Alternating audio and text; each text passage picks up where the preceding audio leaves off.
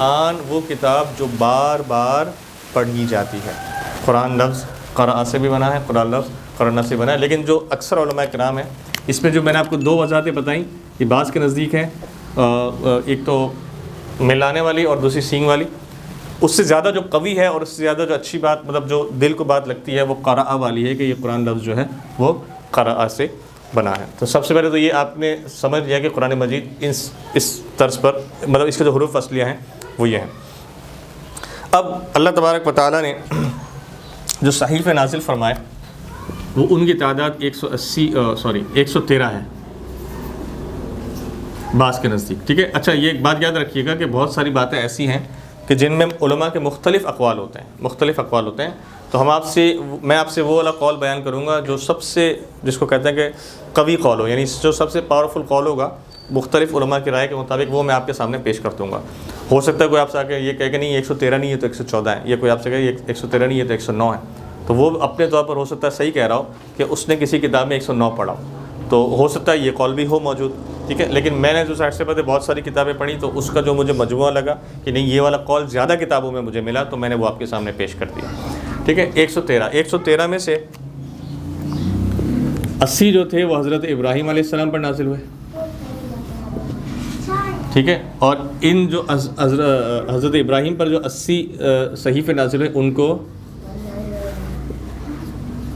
صحف ابراہیمی کہا جاتا ہے،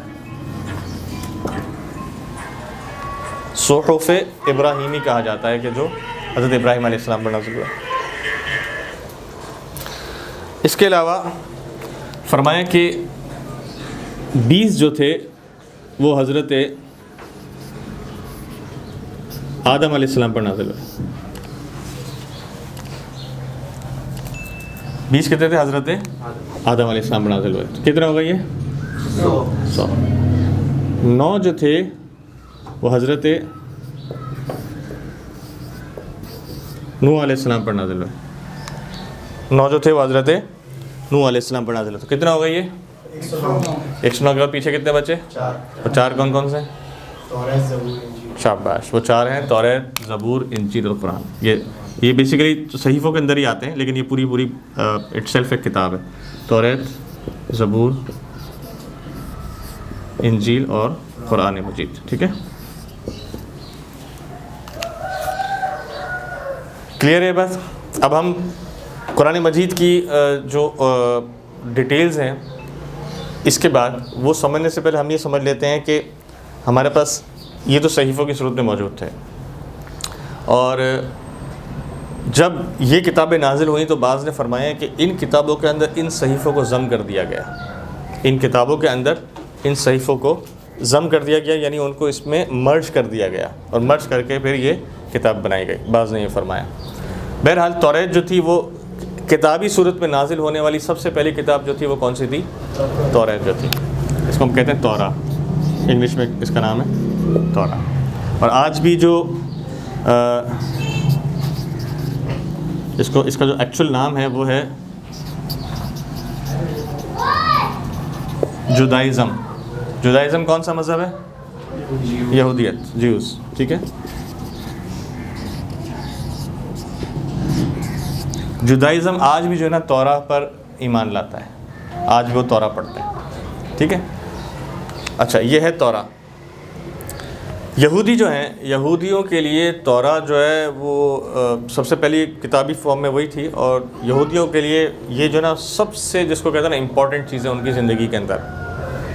جیسے ایک مسلمان کے لیے قرآن ہونا چاہیے، پتہ نہیں ہے کہ نہیں ہونا چاہیے، اس طرح ان کی زندگی میں تو تورا جو ہے وہ سب سے امپورٹنٹ ہے، سب سے، وہ اس کے پڑھے بغیر وہ کہتے ہیں ہماری زندگی اسٹارٹ نہیں ہوتی، وہ ہے تورا۔ تورا بیسیکلی 5 جو ہے چیپٹرز پر، یا 5 جس کو کہتے ہیں نا اس کے وہ تھے منزلیں، جس طرح قرآن پاک کی 7 منزلیں بنی ہوئی ہیں نا، اس طرح تورا کی بیسیکلی 5 جو ہے نا کیا کہتے ہیں پارٹس تھے، آپ یوں سمجھ لیجیے 5 پارٹس تھے اس میں۔ جناب میں آپ کو انشاءاللہ یہ ڈیٹیل جو ہے وہ ابھی دیکھ لیتا ہوں موبائل میں، مجھے مل جائے گی، تو وہ 5 پارٹس سے بنے، وہ 5 پارٹس کون سے تھے وہ میں آپ کو لکھوا دیتا ہوں۔ پہلے آپ یہ سمجھ لیں، یہ پہلے تورا ہے۔ اچھا، یہ توریت کس پر نازل ہوئی؟ حضرت موسیٰ علیہ السلام پر نازل ہوئی ہے، اور یہ کم و بیش 40 دن کے اندر پوری کتاب نازل ہو گئی تھی۔ یہ کم و بیش 40 دن کے اندر پوری کتاب حضرت موسیٰ علیہ السلام پر نازل ہو گئی تھی۔ حضرت موسیٰ علیہ السلام پیارے آقا صلی اللہ تعالیٰ علیہ وآلہ وسلم سے کم و بیش 1900 یا 2000 سال پہلے تشریف لائے۔ حضرت موسیٰ علیہ السلام حضور علیہ السلام سے آپ سمجھ لیجئے تقریباً 2000 سال پہلے تشریف لائے۔ توریت کس پر نازل ہوئی؟ یہاں لکھ لیتے ہیں۔ زبور کس پر نازل ہوئی؟ شاباش۔ انجیل کس پر نازل ہوئی؟ حضرت عیسیٰ علیہ السلام۔ قرآن مجید تو آپ جانتے ہیں۔ یہ جو دونوں کتابیں نا، توریت اور انجیل، ان دونوں کے درمیان تقریباً 1400 سال کا گیپ ہے۔ توریت کے درمیان اور انجیل کے درمیان تقریباً کتنا گیپ ہے؟ 1400 سال کا گیپ ہے۔ ان دونوں کے بیچ میں یہ زبور آئی تھی۔ اس زبور کو انگلش میں کہتے ہیں پی سائلنٹ، اس میں زالزم پڑھتے ہیں، اس کو پی سائلنٹ ہے، اس میں اس کو پڑھتے ہیں زالزم، اور یہ بیسیکلی جو ہے نا حضرت داؤد علیہ السلام پر نازل ہوئی تھی۔ اس کو اردو میں زبور کہتے ہیں یا عربی میں اس کو زبور کہتے ہیں۔ اچھا، یہ کتاب ان دونوں کے بیچ میں حضرت عیسیٰ علیہ السلام پر انجیل نازل ہوئی، جس کو انگلش میں کیا کہتے ہیں؟ بہت آسان نام ہے اس کا، بائبل۔ اس کے اندر 5 چیپٹر تھے، اور بائبل کے اندر اس 5 کے علاوہ 14 چیپٹر انہوں نے آج تک اور ڈال دیے ہیں، کیونکہ یہ تعریف کرتے رہتے ہیں تو اس میں جو نا چیز آتی رہتی ہے۔ ان 5 چیپٹرز کو بیسیکلی توریت کے جو 5 چیپٹرز ہیں ان کو ہم کہتے ہیں اولڈ ٹیسٹامنٹس۔ اولڈ ٹیسٹامنٹس کہتے ہیں انگلش میں، اور اردو میں کہتے ہیں عہد قدیم۔ اور جو یہ اس میں انجیل میں آئے 14 چیپٹر مزید، تو اس کے چیپٹر ہو گئے ٹوٹل 19 اس کے پارٹس ہو گئے انجیل کے، اور اس کو انہوں نے نام دیا نیو ٹیسٹیمنٹس کا۔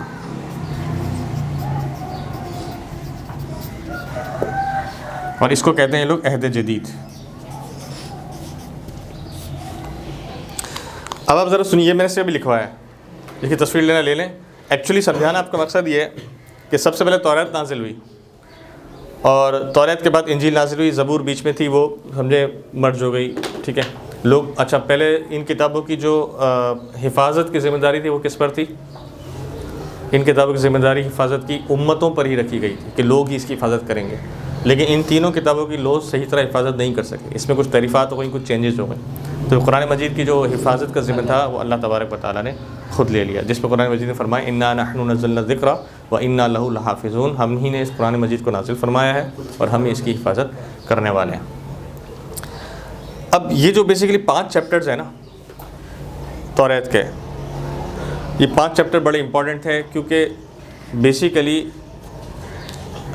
موسیٰ علیہ السلام کا آپ نے واقعہ سنا ہے نا کہ وہ بنی اسرائیل کو لے کر چلے، فرعون آپ کے پیچھے تھا، سمندر کا رستہ کھلا اور سمندر سے آپ پار ہوئے اور فرعون اس پہ غرق ہو گیا۔ یہودیت کی جو ابتدا تھی نا وہ وہاں سے ہوئی تھی، اور اس چیپٹر میں آپ کو بتاؤں، ابھی دیکھ لیتا ہوں، اس میں ایک چیپٹر ہے ایکسوڈس کے نام سے۔ ایکسوڈس بیسیکلی یہ اخراج، یہ بولتے ہیں کہ ہماری تو جس کو کہتے ہیں زندگیاں شروع ہوئی سمندر کے باہر نکلنے کے بعد ہے نا، اس سے پہلے تو ہم ایک ظلم و ستم والی زندگی گزار رہتے ہیں فرعون کے انڈر میں، فیروا کے انڈر میں۔ اس سے پہلے تو ہم پر ظلم و ستم ہوتا تھا، ہم تو مرے رہتے تھے، پٹے رہتے تھے، اور ہمیں کوئی پوچھتا نہیں تھا۔ یہ تو حضرت موسیٰ علیہ السلام سے جو آئے اور انہوں نے ہمیں ہماری زندگی کا اصل مقصد بتایا، اور ہمیں زندگیوں اور ہمیں جس کو کہتے ہیں نئی زندگی دی، ایک ہمیں نئی قوم کی، ایک نئی امت کی حیثیت دی۔ تو وہ جو ہے نا کیا کہتے ہیں، یہاں سے پھر انہوں نے مطلب یہ نکلنا ان کی زندگی کا بڑا امپورٹنٹ پارٹ تھا۔ پھر یہ لوگ کہتے ہیں کہ کوہ طور کے پاس گئے حضرت موسیٰ علیہ السلام، اور کوہ طور کے اراؤنڈ میں جو ہے نا ایک جگہ تھی جس کو طور سینا کہا جاتا ہے۔ اس طور سینا پر ایک جو ہے نا حضرت موسیٰ علیہ السلام نے ایک خیمہ بنوایا، یہ یہودیوں کی بات بتا رہا ہوں، ایک خیمہ بنایا، اور ہمیں اس خیمے میں عبادت کرنے کا حکم دیا کہ تم لوگ اس خیموں کے اندر اللہ تعالیٰ کی عبادت کرو گے۔ اور پھر اس کے بعد کیا ہوا کہ اب لوگ بڑھتے چلے گئے، یہودیت بڑھتی چلی گئی، تو لوگ پھر اس کے باہر بھی عبادت کرنے لگے۔ تو وہ جو خیمہ تھا بیسیکلی، اس خیمے کو جس کو کہتے ہیں ایک سینٹرل ریلیجس پلیس کی حیثیت حاصل ہونا شروع ہو گئی۔ اور پھر جو ہے نا کیا کہتے ہیں، حضرت موسیٰ علیہ السلام دنیا سے تشریف لے گئے، لوگ اسی جگہ پر آ کر عبادت کرتے چلے گئے، اور وہ جس کو کہتے ہیں ایک وہ جو جگہ تھی وہ ایک قبلے کی مانند لوگوں کے بڑھتی چلی گئی۔ پھر یہ وہی جگہ تھی کہ جس کے پاس مسجد اقصیٰ بنی آگے چل کر، اور یہ جو جگہ تھی، جو خیمہ تھا، یہی وہ جگہ تھی جس پر حضرت سلیمان علیہ السلام نے بعد میں آ کر اپنا ہیکل سلیمانی، جو ٹیمپل آف سولومن بھی بنایا، اور جو نے ٹیمپل آف سولومن بنایا. اور آج بھی شاید آپ نے کبھی ویڈیو وغیرہ دیکھی ہو کہ یہودی ایک دیوار ہے، اس دیوار کے سر پر جو نا دیوار پر اپنی ٹکر مارتے ہیں، سر مارتے ہیں اور اس کی بات کرتے ہیں. بیسیکلی ان کا عقیدہ یہی ہے کہ یہ جو دیوار ہے وہ اسی خیمے کی دیوار ہے، اور اس دیوار پر اگر ہم سر مار کر عبادت کریں گے تو ہماری عبادت اصل معنوں میں قبول ہوگی. تو یہ بیسیکلی ان کا سینٹر پوائنٹ بن گیا. یہیں پر حضرت سلیمان علیہ السلام نے اپنا محل بھی بنایا. ان لوگوں کا عقیدہ یہ ہے کہ یہ وہ جگہ ہے کہ جس جگہ پر اس جگہ پر اگر کوئی شخص قابض ہوگا نا اس جگہ پر، تو اس جگہ پر قابض ہونے والا شخص وہ پوری دنیا پر حکومت کرے گا. اس جگہ پر قابض ہونے والا شخص وہ پوری دنیا پر حکومت کرے گا. اور یہ وہی جگہ ہے جو اس وقت غزہ میں مسجد اقصیٰ کے برابر میں ایک پرانی سی عبادت آپ کو نظر آئے گی. ایکچوئل اصل مسجد اقصیٰ وہ ہے. وہ جو ایک نئی عمارت آپ کو ایک گنبد والی، جو گولڈن گنبد والی عمارت نظر آتی ہے نا، وہ نئی بعد میں بنائی گئی تھی. ایک اس سے برابر میں ایک پرانی عمارت بنی ہوئی ہے، ایکچوئل مسجد اقصیٰ وہ ہے. اور اسی کے قریب ہیکل سلیمانی تھا، حضرت سلیمان علیہ السلام کا جو ٹیمپل تھا، اس کے بھی کچھ آثار موجود ہیں. یہودی آج بھی یہ کہتے ہیں کہ اس مسجد اقصیٰ اور اس خطے کے اوپر جو قابض ہوگا وہی پوری دنیا پر حکومت کرے گا. اور اسی لیے آج بھی جو یہ حرکت کر رہے ہیں وہ ان کا اصل مقصد یہی ہوتا ہے ہر تھوڑے سے بات کہ بس یہ جگہ ہمارے پاس آ جائے، یہ جگہ ہمارے پاس آ جائے گی تو ہم پوری دنیا پر حکومت کریں گے. خیر بہرحال، اچھا یہ 5 چیپٹرز اللہ تعالیٰ نے اس کتاب کے اندر نازل فرمائے توریت. اور ہمارا توریت کے بارے میں عقیدہ کیا ہے کہ اللہ تعالیٰ نے جیسی نازل فرمائی تھی ہم ویسا ہی اس کتاب پر ایمان لاتے ہیں. آج کی جو موجودہ کتاب ہے توریت، اگر وہ اسی حالت کے اندر ہے تو ہم اس پر ایمان لاتے ہیں، اور اگر وہ اسی حالت میں نہیں ہے تو ہم اس پر ایمان نہیں لاتے. ہم تو اس پر ایمان لاتے ہیں جو اللہ تعالیٰ نے نازل فرمائی تھی حضرت موسیٰ علیہ السلام پر. یہ ہمارا بس سمپل سا عقیدہ ہے. اچھا پھر زبور جو تھی، زالزم جو تھی، وہ تقریباً جس کو کہتے ہیں کہ وہ اب ملتی نہیں ہے. انجیل جب آئی تو یہ پہلے 5 اچھا اب ہوا کیا کہ دیکھیں یہودیت ہے نا، یہودیت آگے بڑھ رہی تھی، اور یہودیوں کے اندر جو خرافات پیدا ہوئی اس میں اللہ تعالیٰ نے قرآن مجید میں ارشاد فرمایا وقالت الیہود عزیر ابن اللہ، کہ یہودیوں نے کیا غلط کام کیا کہ انہوں نے حضرت عزیر علیہ السلام کو اللہ کا بیٹا قرار دینا شروع کر دیا تھا، جس کی وجہ سے ان پر جو وہ مطلب دین اسلام سے وہ خارج ہو گئے. بہرحال ان کا مذہب تو چل رہا تھا، یہودیت چل رہا تھا. اب حضرت عیسیٰ علیہ السلام کا دنیا میں تشریف آوری ہوئی. حضرت عیسیٰ علیہ السلام جب دنیا میں تشریف لائے تو اب جو یہودی مذہب تھا، کچھ لوگ جو تھے وہ یہودیت پر ہی قائم رہے کہ ہم حضرت عیسیٰ علیہ السلام کو نہیں مانیں گے. ٹھیک ہے، جنہوں نے حضرت عیسیٰ علیہ السلام کو مان لیا وہ بیسیکلی اولڈ یہودی ہی تھے، لیکن انہوں نے حضرت عیسیٰ علیہ السلام کو مان لیا تو ہوا کیا کہ وہ یہودیت سے بیسیکلی عیسائیت کے اندر شفٹ ہو گئے، کنورٹ ہو گئے. ایک اور بات یاد رکھیے گا، جو حضرت موسیٰ علیہ السلام پر یہودی جس کو ہم کہہ رہے ہیں، اگر یاد رکھیے گا کہ جو حضرت موسیٰ علیہ السلام پر صحیح معنوں میں ایمان لایا، اللہ پر صحیح معنوں میں ایمان لایا، وہ بیسیکلی مسلمان یہودی ہے. وہ بیسیکلی مسلمان ہے، یہودی بھی نہیں کہوں گا، وہ تو ہے ہی مسلمان، کیونکہ وہ اپنے زمانے میں حضرت موسیٰ علیہ السلام پر صحیح ایمان لایا. جس نے حضرت عزیر علیہ السلام کو اللہ کا بیٹا قرار دینا شروع کیا وہ بیسیکلی یہودی بنا، کیونکہ قرآن مجید میں اس کا ذکر ہے. پھر حضرت عیسیٰ علیہ السلام تشریف لائے. جب حضرت عیسیٰ علیہ السلام تشریف لائے تو جس نے حضرت عیسیٰ علیہ السلام کو صحیح معنوں میں مانا، اللہ کا بندہ مانا، اللہ کا نبی مانا، اللہ کو اللہ مانا، انجیل کو اللہ تعالیٰ کی کتاب مانا، تو وہ بیسیکلی مسلمان ہی تھا. اور آپ نے قرآن مجید میں بہت سارے واقعات سنے ہوں گے، انشاءاللہ موقع ملے گا تو آپ کو سناؤں گا کہ حضرت یوشع تھے، حضرت کالب تھے، بہت سارے آپ کے وہ تھے آپ کے امتی تھے جن کو آپ نے مختلف بادشاہوں کے پاس، سورہ یاسین شریف میں بھی اس کا صادق اور صدوق کا ذکر ہے کہ 2 لوگ تھے ان کو بھیجا. تو بیسیکلی یہ وہ لوگ تھے جو صحیح مسلمان تھے. ایکچوئل یہ کون لوگ تھے جو صحیح مسلمان تھے؟ حضرت عیسیٰ علیہ السلام پر وہ لوگ ایمان لائے.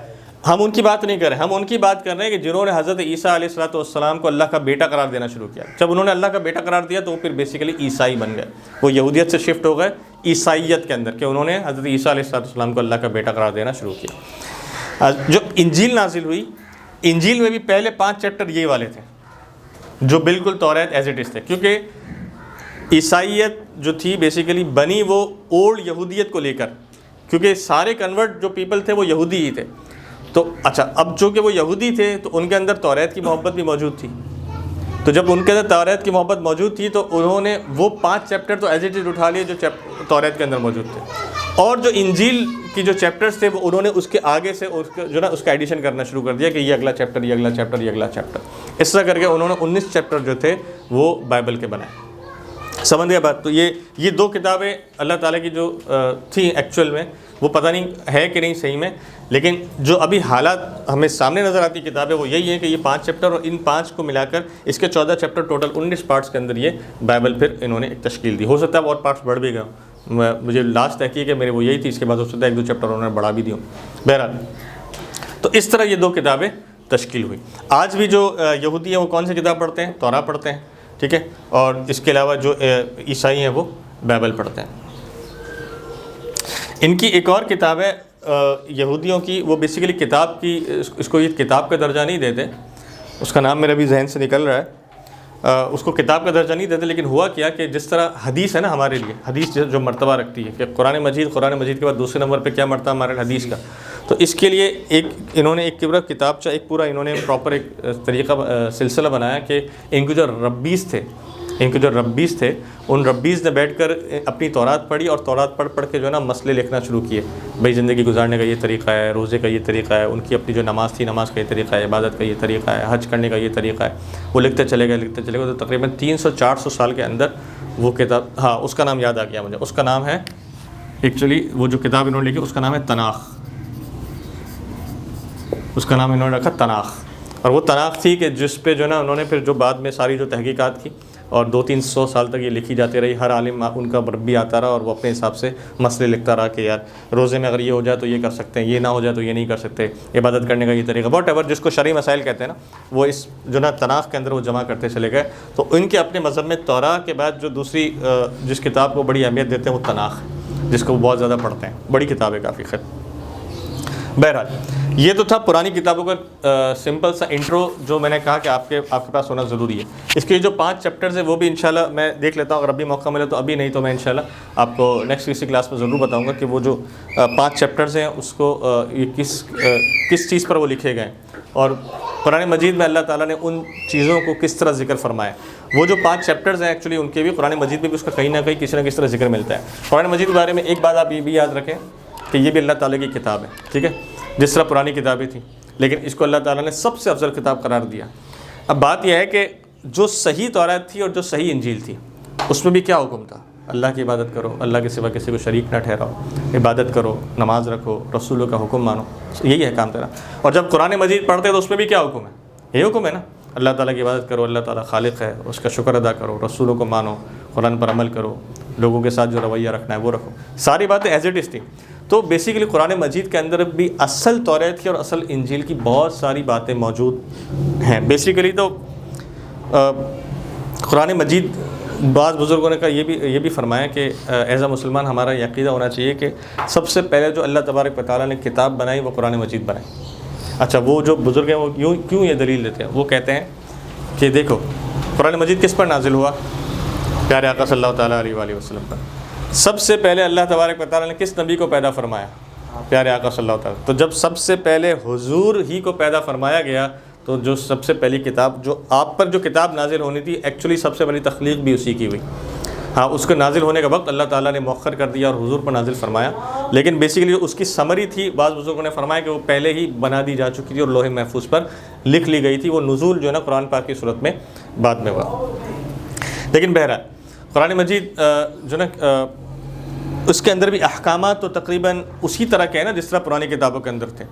تو اسی لیے پھر ہمارے جو علماء کرام ہیں انہوں نے پھر اس کی ترتیب بنائی کہ یار قرآن پاک کے اندر کون سے ٹاپکس ہیں کہ جو موجود ہیں جس پر ہم بحث کرتے ہیں یا جس کو ہم پڑھتے ہیں. وہ ٹاپکس ان شاء اللہ تعالیٰ میں اگلی کلاس میں آپ کے سامنے پیش کروں گا، اور اس کے بھی ان شاء اللہ 5 پارٹ جو ہیں میں دیکھتا ہوں، اگر ابھی موقع میں نہیں رہا یا نیکسٹ کلاس میں ہوگا تو نیکسٹ کلاس میں آپ کے تھوڑا آسمانی کتابوں کا ایک حوالہ دینا تھا کہ یہ آسمانی کتابیں ہاؤ دے ورک. حضرت آدم علیہ السلام کو جب اللہ تعالیٰ نے دنیا میں سب سے پہلے انسان حضرت آدم علیہ السلام تھے. جب حضرت آدم علیہ السلام کو دنیا میں مبعوث فرمایا تو ظاہر سی بات ہے آپ کو بھیجنے کے ساتھ صحیفے بھی آپ کے ساتھ نازل ہوئے، لیکن انسانیت کی بالکل ابتدا تھی، اس وجہ سے صحیفے بہت لمیٹڈ نازل ہوئے. 20 صحیفے تھے. حضرت صحیفوں کے بارے میں بزرگوں نے فرمایا کہ صحیفے it's kind of a booklets, چھوٹی چھوٹی بکلیٹس ہوتی تھی چند صفحات کے اندر، یا چند 100 یا چند 10 20 30 اس طرح کے صفحات کے اندر وہ چھوٹی چھوٹی بکلیٹس ہوتی تھی جو اللہ تعالیٰ کی طرف سے نازل ہوتی تھی. پراپر ایک بک کی فارم میں نہیں ہوتی تھی. بعض نے فرمایا کبھی ایک پیج آ جاتا، کبھی 2 پیج نازل ہو جاتے. اس طرح وہ صحیفے بنتے چلے جاتے ہیں۔ تو شروع میں بالکل انسانیت کا ایولیوشنی دور چل رہا تھا۔ ظاہر سی بات ہے دنیا میں آتے ہی انسان کو سیکھنا تھا کہ رہن سہن کیسے کرنا ہے، گھر کیسے بنانے ہیں، کھانا پینا کیسے کھانا ہے، زمین سے کھیتی باڑی کیسے کرنی ہے، چیزیں کیسے اگانی ہے، درخت کیا ہے، کھانا کیسے وہ کرنا ہے، افزائش نسل کا سلسلہ کیسے کرنا ہے، وہ ساری چیزیں انسان اس وقت سیکھ رہا تھا۔ تو انسان کو سیکھنے میں بھی کئی 100 سال لگے، ایولیوشن ہوتا رہا، چلتا رہا۔ اس لیے صحیفے بھی بڑے لمیٹڈ اللہ تعالیٰ نے نازل فرمائے۔ حضرت نوح علیہ السلام کے بعد جو ان کے قریبی زمانے کے جو دوسرے حضرت آدم علیہ السلام جو قریبی سب سے زمانے کے جو نبی ہیں وہ ہیں حضرت نوح علیہ السلام۔ حضرت آدم علیہ السلام، اس کے بعد بیچ میں شاید حضرت شیس علیہ السلام تشریف لائیں، اور ساتھ ہی حضرت نوح علیہ السلام یہ تشریف لے آئے تھے۔ مطلب نوح کو ہم آدم ثانی بھی اسی لیے کہتے ہیں کہ یہ بہت ارلی مطلب اسٹیجز پر آ گئے تھے انبیاء کے سلسلہ انبیاء میں۔ حضرت نوح علیہ السلام بہت جلدی تشریف لے آئے تھے۔ تو پھر حضرت نوح علیہ السلام بھی کافی عرصے لوگوں کو تلقین کرتے رہے، آپ پر بھی بہت لمیٹڈ صحیفے نازل ہوئے۔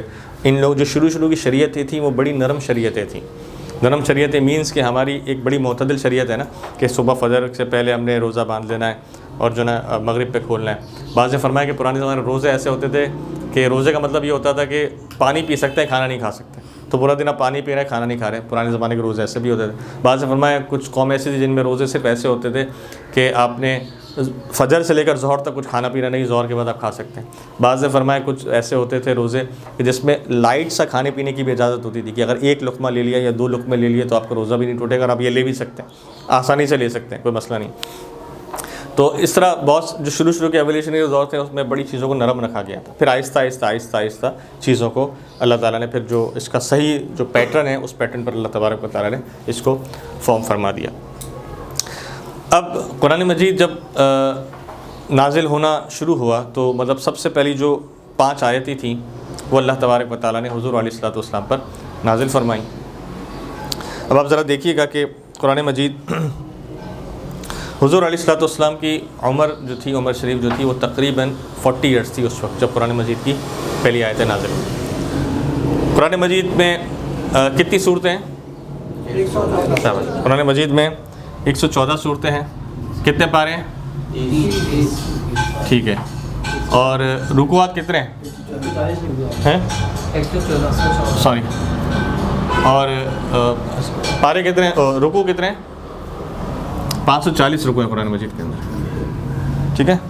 اور حروف الفاظ مجھے نہیں یاد ہے بھائی، سوری، یہ 3 چیزیں مجھے یاد تھیں، وہ آپ کو بھی تقریباً یاد ہی ہوں گی۔ تو 30 پارے ہیں، 114 صورتیں ہیں اور 540 رکوع ہیں۔ قرآن مجید کی صورتیں ہیں نا، صورتوں کی ایک ترتیب ہے۔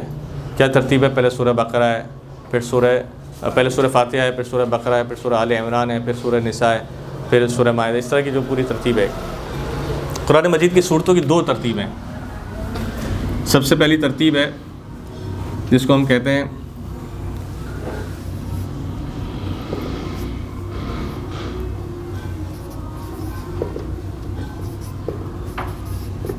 کیا لکھا ہے میں نے؟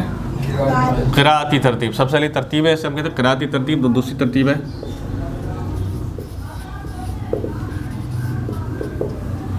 نزولی ترتیب۔ دوسری صورت کیا ہے اور دوسری ترتیب کیا ہے؟ نزولی ترتیب۔ آپ کو معلوم ہے قرآن مجید میں سب سے پہلی کون سی 5 آیتیں نازل ہوئیں؟ آپ سب جانتے ہیں، سورہ علق۔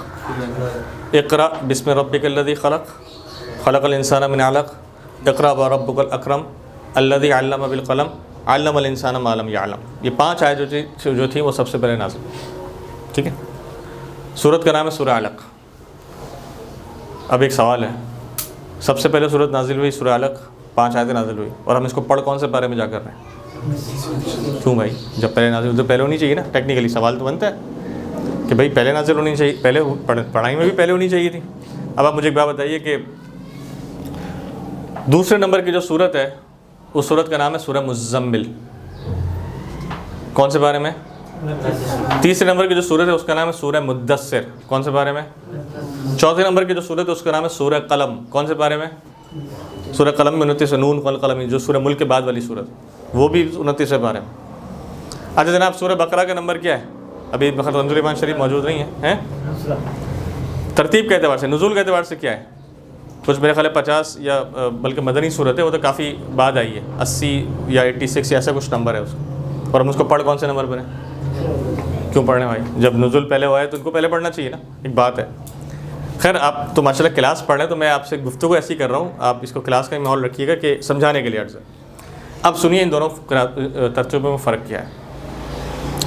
ایک قرآن مجید نازل ہو رہا تھا ترتیب کے ساتھ، اور نزول جو ہو رہا تھا، نزولی ترتیب اس کی چل رہی تھی، کچھ آیتیں نازل ہوتی ہیں، پھر اسٹاپ آتا، پھر 6 آیتیں نازل ہو گئی، اسٹاپ آتا، پھر 8 آیتیں نازل ہو گئی، اسٹاپ آ گیا، پھر 2 آیتیں نازل ہو گئی، اسٹاپ آ گیا، پھر مہینوں کا اسٹاپ آیا، پھر کچھ آیتیں نازل ہوئی، اس طرح سلسلہ چلتا چلا جاتا۔ حضور علیہ الصلوۃ والسلام جب شروع میں آپ پر جو نا قرآن مجید کی آیتوں کا نزول شروع ہوا، تو آپ کے لیے بھی ایک بہت جس کو کہتے ہیں نا کہ بتقاضائے بشری لبادہ تو اللہ تعالیٰ نے عطا فرمایا تھا نا۔ حضور علیہ الصلوۃ والسلام تو نور سے پیدا ہوئے، لیکن بشری لبادہ تو تھا، تو کچھ بشری تقاضے بھی اللہ تعالیٰ نے انبیاء کرام علیہ السلام کے ساتھ لگائے ہیں، بشری تقاضے رہے ہیں۔ تو اب حضور علیہ السلام پر جب شروع میں قرآن مجید کی آیتیں نازل ہوئی، تو حضور علیہ السلام سردیوں میں بھی بڑے پسینے کے اندر آ جایا کرتے تھے، بڑی پسینہ مبارک آپ کے جسم مبارک سے نکلا کرتا تھا۔ وہ ایک کیفیت تھی۔ خیر جب شروع کی 5 آیتیں نازل ہوئیں، حضرت جبرائیل علیہ السلام آئے، اور پورا واقعہ آپ نے یقیناً سنا ہوگا۔ پھر وہ آپ علیہ السلام غار حرا سے نیچے اتر کر حضرت بی بی خدیجہ رضی اللہ تعالیٰ عنہ کے حجرے میں تشریف لائے، اور آپ نے فرمایا زملونی زملونی دثرونی دثرونی، مجھے چادر اڑاؤ، مجھے کمبل اڑاؤ۔ جیسے ہی آپ نے فرمایا تو حضرت خدیجہ نے آپ کو وہ کمبل اڑایا، اور پھر حضور نے بتایا کہ میرے ساتھ ایسا ماجرا ہوا ہے کہ ایک فرشتے آئے تھے، انہوں نے یہ مجھے قرآن کی آیتیں بتائیں اور کہا ہے کہ یہ اللہ تعالیٰ کی طرف سے۔ حضرت خدیجہ نے فرمایا کہ جس رب نے آپ پر آیتیں نازل فرمائی، وہ رب پھر آپ کو اس کے سہنے کی ہمت بھی عطا فرمائے گا، اس کو سارے آگے معاملات کرنے کی ہمت بھی پھر عطا فرمائے گا۔ اور پھر یہ اس طرح قرآن مجید کا نزول شروع ہوتا چلا گیا۔ حضور علیہ السلام پھر کچھ عرصے بعد تشریف لے گئے معراج پر۔ کہاں تشریف لے گئے؟ معراج پر۔ جب حضور علیہ السلام معراج پر تشریف لے گئے، تو اللہ تعالیٰ نے آپ کو لوح محفوظ دکھایا۔ کیا دکھایا؟ لوح محفوظ۔ یہ قرآن مجید لوح محفوظ پر لکھا ہوا ہے، تو قرآن مجید لوح محفوظ پر آپ کو دکھایا گیا، تو جو ترتیب آپ نے لوح محفوظ پر لکھی دیکھی، اللہ تعالیٰ نے وہ ترتیب آپ کے ذہن میں آپ کو حفظ کرا دی۔ حضور علیہ السلام کو وہ ذہن میں اللہ تعالیٰ نے حفظ کرا دی۔ جب وہ ترتیب حفظ ہو گئی، تو ہوا کیا کہ جب معراج کے بعد جب حضور علیہ السلام دنیا کے اندر واپس تشریف لائے، تو جیسے ہی آیتیں نازل ہوتی، حضور علیہ السلام کے ذہن میں وہ بات واپس ریکال ہو جاتی۔ حضور فرماتے ہاں یہ آیت جو ہے یہ فلاں صورت کے اندر رکھ دو، یہ آیت جو ہے فلاں صورت کے اندر رکھ دو۔ جو پہلے آیتیں نازل ہو چکی تھی، حضور نے اس کی ترتیب بنا دی کہ بھائی یہ نازل ہوا ہے، اس کی یہ ترتیب بنا دو، اس صورت میں ڈال دو، اس صورت میں ڈال دو، یہاں رکھ دو اس کو۔ اور جب پھر اور آیتیں نازل ہوتی گئیں، تو آپ نے اس کی بھی ترتیب بنا دی۔ یعنی یہ جو قراءتی ترتیب ہے نا، قراءتی ترتیب، سورہ فاتحہ، سورہ بقرہ، سورہ آل عمران، یہ وہ ترتیب ہے جو حضور علیہ الصلوۃ والسلام نے قرآن مجید کی لوح محفوظ پر لکھی ہوئی دیکھی۔ یہ وہ ترتیب ہے، یعنی ہم جو قرآن مجید پڑھتے ہیں، ترتیب والا قرآن مجید پڑھتے ہیں، وہ لوح محفوظ کی ترتیب والا قرآن مجید پڑھتے ہیں۔ اور جو نزولی ترتیب تھی، وہ آپ جانتے ہیں وہ بالکل الگ ہی ترتیب تھی۔ ایک اور بات یاد رکھیے گا کہ جب قرآن مجید نازل ہو رہا تھا، تو بعض اوقات ایک ساتھ کئی صورتیں نازل ہو رہی ہوتی، 2 3 صورتیں بھی نازل ہو رہی ہوتی۔ اب اس کی ایک اور اگزامپل دیکھیے گا۔ قرآن مجید کی سب سے آخری نازل ہونے والی صورت وہ کون سی ہے؟ وہ ہے سورہ نصر، اذا جاء نصر اللہ والفتح ورأیت الناس يدخلون فی دین اللہ افواجا فسبح بحمد ربک واستغفر انہ کان توابا۔ یہ جو صورت ہے، اس کا نزول کا اعتبار سے نمبر ہے 114۔ نزول کا اعتبار سے کیا نمبر ہے اس کا؟ 114، ٹھیک ہے۔ لیکن قرآن مجید میں جو سب سے آخری آیت ہے جو نازل ہوئی، باتفاق، سب کا اتفاق ہے، وہ سورہ مائدہ کے اندر ہے، الیوم اکملت لکم دینکم واتممت علیکم نعمتی ورضیت لکم الاسلام دینا۔ شاید آپ بیان میں سنتے بھی ہوں کہ یہ حجۃ الوداع کے بعد یہ نازل ہوئی۔ حضرت عمر فاروق رضی اللہ تعالیٰ عنہ سے یہودیوں نے کہا کہ اگر ہمارے مذہب میں یہ آیت نازل ہوئی تھی تو ہم اس دن عید کا دن مناتے کہ اللہ نے دین مکمل کر دیا۔ حضرت عمر فاروق بناتے ہیں ہم اس دن 2 عیدیں مناتے ہیں، ایک تو اس آیت کی خوشی کا دن، اور دوسرا اس دن یوم عرفہ کا دن بھی تھا، اور اس دن جمعہ کا دن بھی تھا، جس کی وجہ سے ہم اس دن 2 عیدیں مناتے ہیں۔ تو بہرحال کہنے کا مقصد یہ ہے کہ سورہ نصر جو ہے وہ 114 نمبر ہے، لیکن آخری آیت وہ نازل ہوئی۔ اور سورہ مائدہ جو ہے جس میں یہ آیت ہے، اس کا نمبر ہے 112۔ کیا نمبر ہے اس کا؟ 112۔ اب سورہ مائدہ نازل ہو رہی تھی، اور سورہ مائدہ کافی طویل صورت ہے، تقریباً 1.25 سے 1.5 پارے کے اندر جو نا 1.5 پارے کی بڑی طویل صورت۔ تو سورہ مائدہ نازل ہو رہی تھی، وہ شروع ہو چکی تھی پہلے ہی۔ ان دا مین وائل سورہ نصر نازل ہو کر ختم بھی ہو گئی۔ ان دا مین وائل سورہ نصر نازل ہو کر ختم بھی ہو گئی۔ تو حضور علیہ السلام نے چونکہ نزول اس کا بعد میں شروع ہوا تو اس کو حضور علیہ السلام نے بالکل سب سے آخری میں نزولی ترتیب کے اعتبار سے رکھا. قراءتی ترتیب تو وہی ہے جو حضور نے پہلے ہی بتا دی تھی. نزولی ترتیب اس علماء نے سب سے آخری میں اس کو دی کہ وہ بعد میں نزول ہونا شروع ہوئی اور نزول ہو کر ختم بھی ہو گئی. اس کے بعد پھر وہ والی آیت نازل ہوئی جو الیوم اکملت لکم دینکم سورہ مائدہ کے اندر ہے. تو قرآن مجید کم و بیش 23 سال کے عرصے میں نازل ہوا دنیا کے اندر. ٹھیک ہے, 23 سال کے عرصے میں نازل ہوا اور یہ اس طرح تھوڑا کر کے نازل ہوتا چلا گیا. آخری بات بس اب یہ بات کر کے انشاءاللہ پھر آپ سے سوالات لیں گے اور پھر کلاس کو ختم کریں گے کیونکہ ہمارا ٹائم مکمل ہو گیا ہے. آخری بات یہ کہ یہ جو 23 سال پہ قرآن مجید نازل ہوا تھوڑا کر کے, تو بزرگان دین فرماتے ہیں کہ یہ لوح محفوظ سے اللہ تبارک و تعالیٰ نے پہلے اس قرآن مجید کو آسمانی دنیا پر نازل فرمایا اور اس آسمانی دنیا سے پھر یہ ارض دنیا میں یہ اس کے بعد نازل ہوا کم و بیش 23 سال کے عرصے میں. تو جو آسمانی دنیا پر نازل ہوا اللہ تعالیٰ نے فرمایا کہ وہ ایک ہی ساتھ اللہ تعالیٰ نے قرآن مجید کو نازل فرمایا آسمانی دنیا پر. اس میں دو رائے ہیں کہ یا تو بعض فرماتے ہیں کہ یہ رات شب قدر ہی کی رات تھی کہ جب لوح محفوظ سے آسمان پر نازل ہوا, اور آسمان سے جو دنیا پر نازل ہوا وہ بھی شب قدر ہی کی رات تھی. ایک قول یہ. دوسرا قول یہ ہے کہ لوح محفوظ سے جو آسمان پر نازل ہوا قرآن مجید جو ایک ساتھ نازل ہوا وہ شب قدر نہیں تھی بلکہ وہ شب براءت کی رات تھی.